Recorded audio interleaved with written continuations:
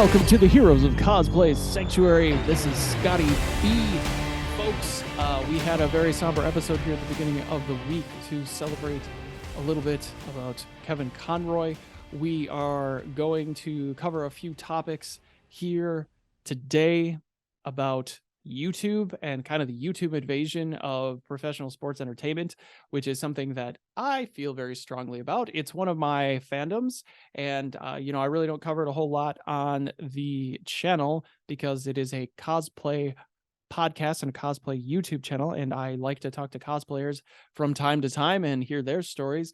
But today I thought it would be interesting to talk about this because it is a bit of a relevant subject in terms of, excuse me while I get situated here in my chair. It is a relevant topic in terms of this space. So we are here on YouTube, and the typical results of YouTube are something along the lines of what I do. Okay. The typical results for a YouTuber is somewhere in the neighborhood of 100, 200, 300 subscribers. You aren't going to monetize. You are going to put content out there. The production value isn't going to be that great. There's just a lot of variables, and you have to spend a lot of time, and you have to put a lot of meticulous detail, and you have to spend a lot of money in order to make all of this work. And there has to be a so what to your channel, and what I'm in, the niche of a niche. So we're talking about cosplayers, talking about marketing, talking about how you can help cosplayers monetize, but you aren't yourself that big of a channel. It does present its own sorts of struggles, but doesn't mean that I don't want to do it. Doesn't mean that I don't want to help people. So here we are talking about these sorts of things on a long form podcast, which most people don't even have the patience for. But what they do have the patience for are guys like Logan Paul. Logan Paul is a YouTuber. Okay, I just want to make that clear. Logan Paul is a YouTuber, and he has viral videos. He has many viral videos, and he has been on here for a while. Okay. And he's got billions of views. Reminds me a little bit of like Justin Bieber. A little bit of Justin Bieber. I'm actually just looking at what he's got going on. I'm not going to get into the details of his channel and what it's all about. One of the bigger ones on YouTube, like I said, results not typical. If you want to see typical results, check out what my channel is doing. That is very typical YouTube of not really getting a whole lot of traction. This kind of traction takes a lot of work. It takes a lot, like you are being made at this point. You have people producing your channel. He's not just a guy doing it on his own. Okay. He's being approached, or his agents or whoever has agency with him are approaching these large names and selling him as an influencer. Okay, so he's a YouTuber, but really at its core is this not influencer marketing at its finest. Logan Paul is making a name for himself at a very, very young age. He is 24 years old. So there are the issue that I really want to talk about here is, okay, Crown Jewel, if any of you follow, is a premier live event. They used to call these pay-per-views, but they're really not pay-per-view anymore. It's a premier live event for the WWE, and takes place overseas. And there's a lot of money being put out there by the country of origin here that Crown Jewel takes place. I do know which country. I'm just not saying. You can look up all the details on this anywhere on Earth, but we're going to talk about it today.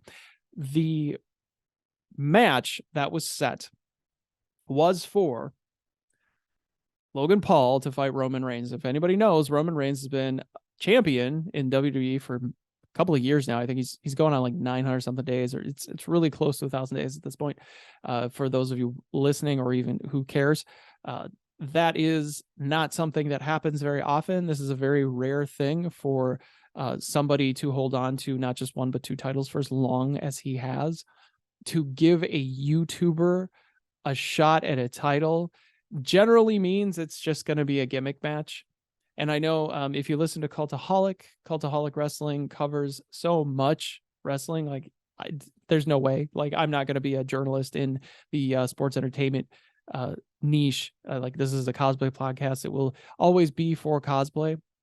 If I go into other spaces and do other things, that's a different story. Or if I start another channel, but this will always be cosplay.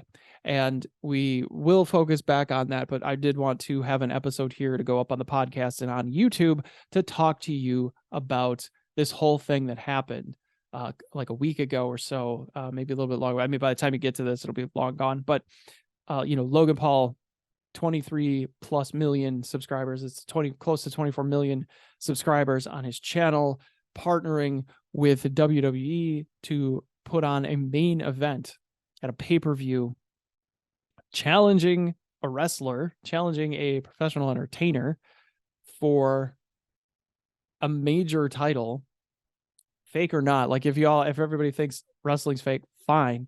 But the fact remains that if you are the top guy, you get paid top money. You're the icon of the brand, so to speak.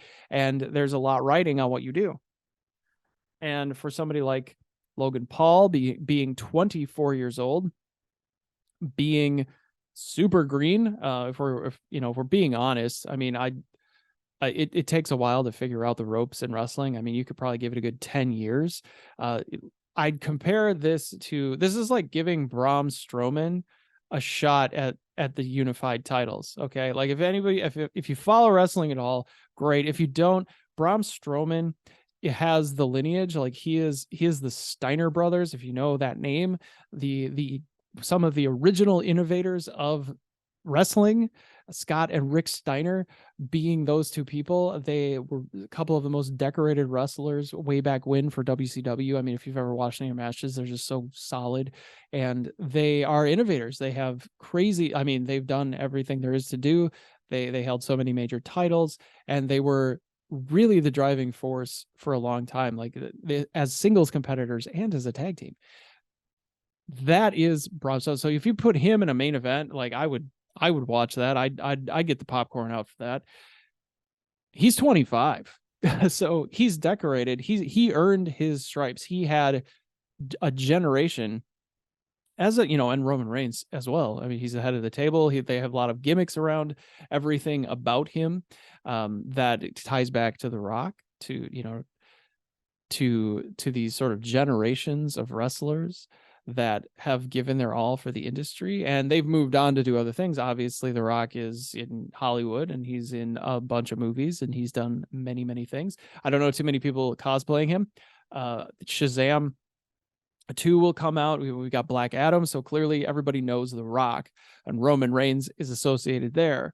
So you're going to put a YouTuber, Logan Paul, in a match for a title overseas because he's overseas.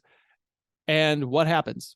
I mean, okay, so this is for wrestling. If he wins, if Logan Paul wins the belts, he didn't, but if he wins the belts, what happens to wrestling?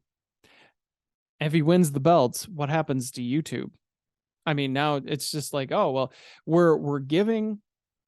Okay, and I'm fine. Like there's no real there's no real issue with it. Like it's like Scotty B, what's the issue here? Well, the issue is you work really hard at something. Okay, you work really hard at something. You develop a skill. You become an athlete. It isn't a passing interest. Okay, it is like your life. It's what you wanted to do with everything. You wanted to go down this road. You wanted to be a sports entertainer, and you're on the show. You made it. You went through all these paces. It took you years. You put in the blood, sweat, and tears, all the good stuff, and you made it. Maybe you made it to the mid card. Maybe you made it to the main events. Maybe you made it to the premier live events. Whatever the case is, you worked really hard. You developed a persona. You developed a brand.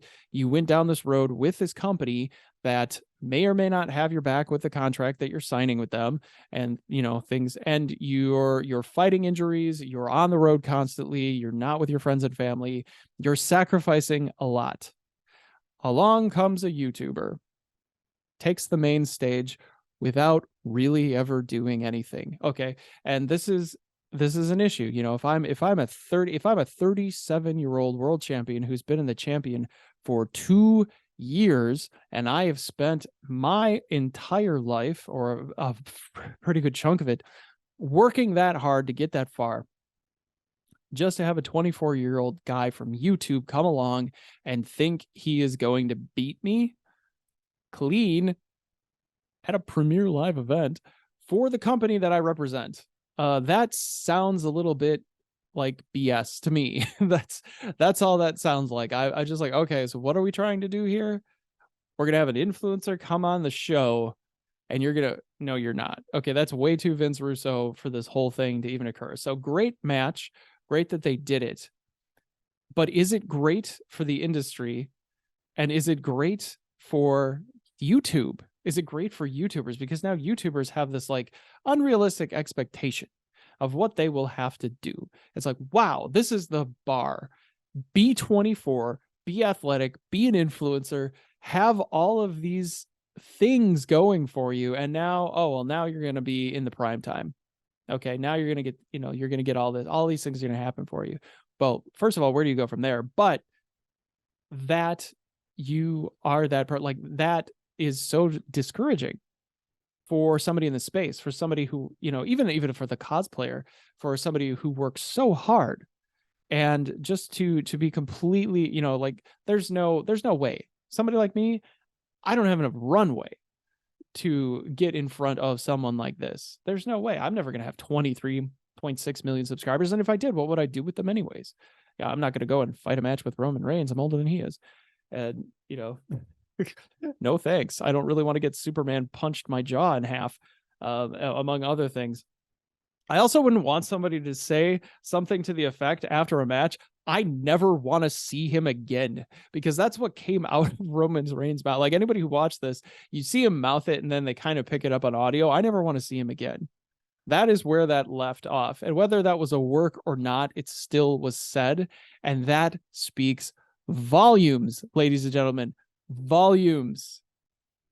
That's what he thought about that. The man who worked very hard to get where he was, to represent the brand and the company and who he is in front of millions every week, every other week, or whatever it is. Well, he doesn't really defend the title that much, folks, but he's in line with other guys who've held the belt that long, like Hulk Hogan. Hulk Hogan held the belt forever. I mean, it was 1,400 days or something. It was a long time. We'll fact check all of that, but that's not the point of saying any of these things. The point is, do you as a YouTuber now get discouraged to create content? Do you as a YouTuber now feel that this is the bar that you have to set? This is how interesting you have to be. This is how athletic. This is, there's a lot of discouraging things going on here for somebody who is so networked and leveraged and doing so much. And, we're really sorry that he busted up his knee doing all these stunts, but first of all, was it worth it? Did it really further his brand? Did it really further him at all to do this? Did it further the WWE? I mean, these are two relatively standalone things. It's not like he's going to lose subscribers if he doesn't do it, but, a fun thing to do. But the repercussions, the backlash of what could have been had they gone in, if they kept going down this direction, and that they keep saying, and other sources keep saying that he's going to be back. He's going to come back to this. Like, oh yeah, this is going to be something that he does. Now he's wrestled a total of 3 matches. And I don't see if he's going to keep his channel going, because why wouldn't you? Because 23.6 million subscribers and billions of views equals money. And there are a lot of brands that are going to be interested in getting a piece of this. They're going to be paying a lot of money for this. And maybe the WWE is just in line with Logan Paul for paying him to promote, to pay all of these people who do not watch, who do not know, are not aware. They are there for Logan Paul. They're not there for all of these other things that maybe they're not even interested in. And we know that streaming services are starting to understand, not just YouTube. I mean, maybe YouTube is starting to understand too, that parity with sports is kind of important. Like the live events are kind of important. Like this is where everything is shifting. And I think that, taking a more journalistic approach to your YouTube channel, taking a more vloggy approach to your YouTube channel is actually going to pan out for some people, rather than trying to stick into a niche and trying to create viral moments and trying to do things a traditional way that I know about YouTube, what works and what doesn't. I think we're seeing a pivot We're seeing a pivot on content. We're seeing a pivot on collaboration. We're just seeing a lot of things going on. So if you like this episode, leave a like. If you even watch this episode, I'd be very curious to hear about that. And yes, we have some other things that we want to talk about going through the week, but I really just wanted to get this off my chest and talk about this match, a crown jewel that occurred between Roman Reigns and Logan Paul. Logan Paul being a YouTube influencer, and just all of the, I don't know, it's just everything that's going through my head right now about what this means about the YouTube community and what this means about being a YouTuber and creating content in this space. And what we need to talk about next, and what we'll talk about in a later episode, is Twitter and what's going on there. So thank you so much for being here. This is Scotty B with the Heroes of Cosplay Sanctuary saying bye-bye, everybody.